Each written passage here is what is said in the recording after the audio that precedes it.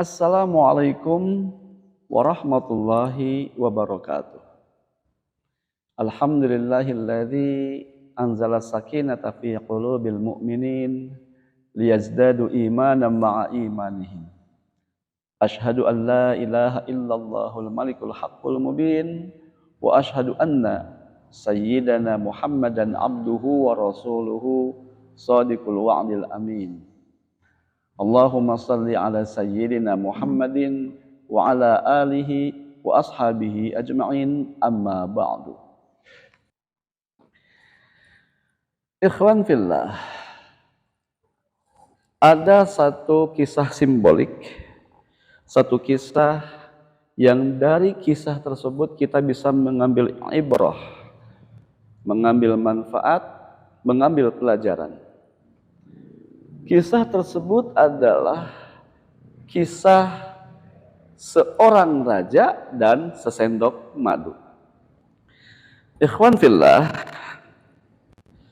dalam kisah tersebut adalah seorang raja ingin menguji kesadaran warganya. Ia memberikan perintah agar setiap orang dari warga kota tersebut harus membawa sesendok madu. Sesendok madu yang harus dituangkan ke dalam sebuah bejana di atas sebuah bukit di tengah malam yang gelap gulita. Tentu saja perintah raja itu dipahami benar oleh seluruh warga dan seluruh warga menyatakan siap melaksanakan perintah raja tersebut.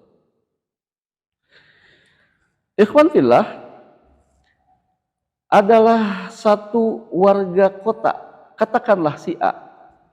Ia ingin mengelak dari perintah raja tersebut, tetapi juga tidak ingin dicap sebagai pembangkang atau tidak melaksanakan perintah raja tersebut. Lalu dia berpikir, aku sepertinya akan datang membawa sesendok, tetapi bukan madu.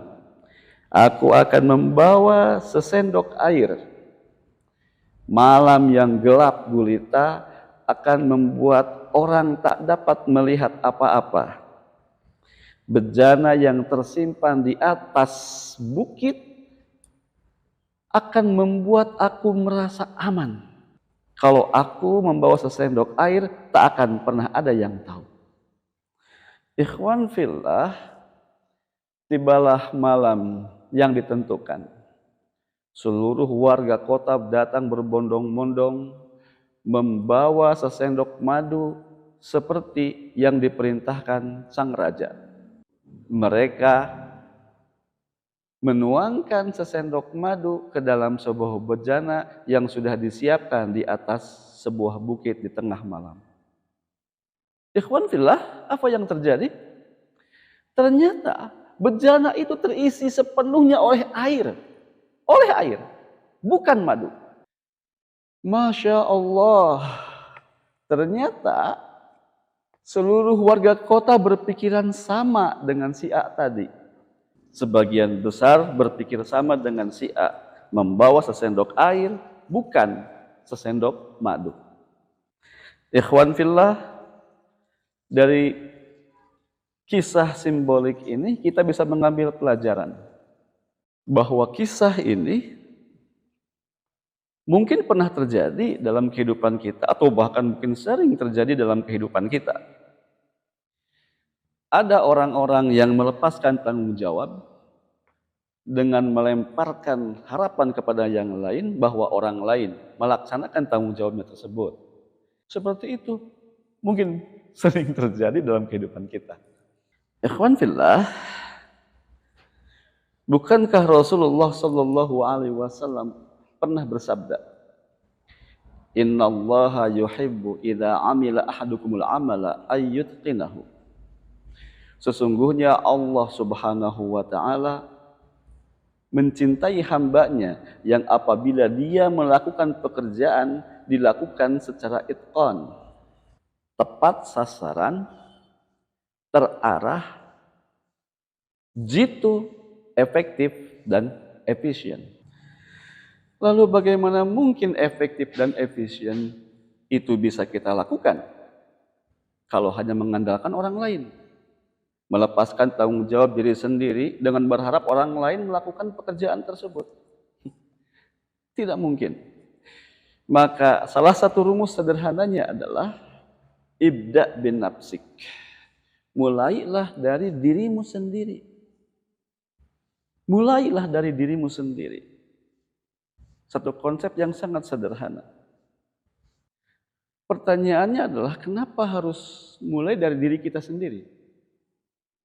Ikhwah fillah, satu-satunya yang bisa kita kendalikan adalah diri kita sendiri.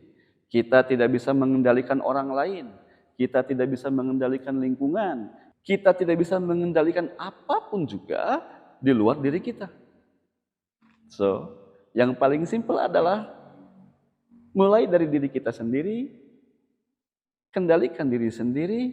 Bukankah puasa itu merupakan sebuah latihan? Latihan untuk mengendalikan diri kita sendiri. Latihan untuk memulai sesuatu dari diri kita sendiri tanpa mengandalkan orang lain. Orang yang berpuasa yang dikendalikan dirinya, bukan orang lain. Itulah sebabnya, maka puasa merupakan salah satu momentum yang paling tepat untuk kita bisa mengendalikan diri sendiri, untuk kita bisa menguasai diri kita sendiri, dan untuk kita bisa memulai dari diri kita sendiri. Dalam hal apapun juga, melakukan kebaikan, melakukan dakwah, termasuk melakukan pekerjaan kita. Ikhwah fillah, seandainya warga kota tidak mengikuti pola pikir si A tadi, yang membebaskan diri dari tanggung jawab dan mengharapkan yang lain melakukan tanggung jawabnya, maka sesungguhnya apabila setiap orang memulai dari dirinya sendiri membawa sesendok madu, maka bejana yang tersimpan di atas bukit pasti akan terisi penuh oleh madu. Bukan air, apalagi racun. Mungkin itu yang bisa saya sampaikan. Terima kasih. Wassalamualaikum warahmatullahi wabarakatuh.